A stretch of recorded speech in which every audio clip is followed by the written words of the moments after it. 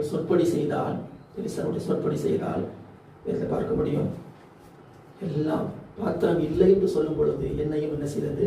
நின்று போனது. அல்லேலூயா.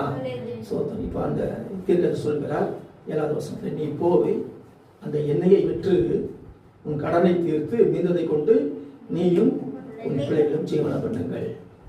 ஆமென். கடன் பிரச்சனையும் தீர்ந்துருச்சு, எல்லாம் சரியாகிவிட்டது.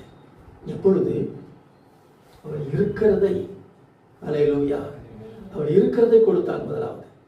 முதலாவது பாருங்க, நம்மிடத்தில் என்ன இருக்கிறது என்பதை நாம் முதலாவது அறிந்து கொள்ளணும்.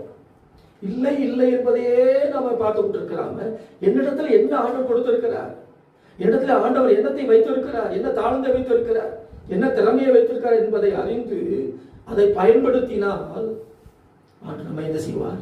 பெருக பண்ணுவார். ஆமென். சுவாசிக்கிறீங்களா? அல்லேலூயா. ஆகவே முதலாவது நாம் என்ன செய்யணும்? கொடுக்கணும். ஸ்தோத்திரம். என்ன இருக்கிறது என்பதை கண்டுபிடித்து நாமும் தெரிந்து கொள்ளணும். அதை நம்ம வாயினாலே சொல்லணும், ஆண்டவரே இதை கொடுத்த இந்த உறவுகள் என்னைக்காக ஸ்தோத்திரம். ஆமென். அதை கண்டுபிடித்து அதை பாருங்கள், பாத்திரத்தில் கேட்டு ஊற்றின பொழுதுதான் அது எல்லா பாத்திரங்களும் நிறைவேறுதுன்னு சொல்லி பார்க்கிறோம். அப்போ ஸ்தோத்திரம். எவ்வளவு குறைகள் இருந்தாலும் நம்ம ஒரு காரியத்தை அறிந்துள்ளோம், என்னிடத்துல என்ன ஆண்டவர் கொடுத்திருக்கிறார். ஆமென்.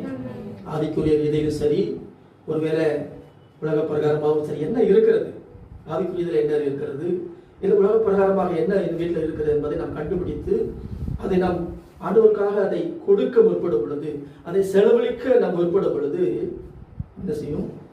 ஆண்டவர் ஒரு பெருக்கத்தை, ஒரு பெருக்கமான அறுவடையை தேவன் என்ன செய்வார்? கட்டளையிடுவார். அல்லேலூயா. ஸ்தோத்திரம். வனாந்தரத்திலே ஆண்டவர் 3 நாட்கள் ஆண்டவர் இயேசு கிறிஸ்து பேசினார்.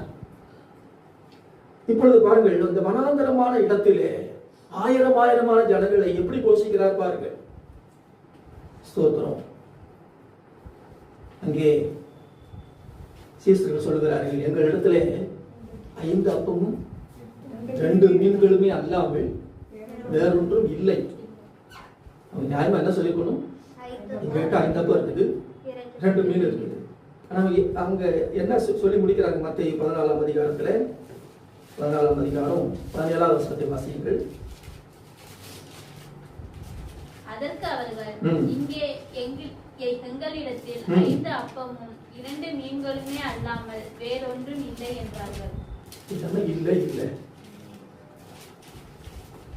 சில வீடுகளில் பார்த்தீங்கன்னா என்ன வார்த்தை தான் வரும்? இல்லை இல்லை இல்லை இல்லை. ஆனால் ஆண்டவர்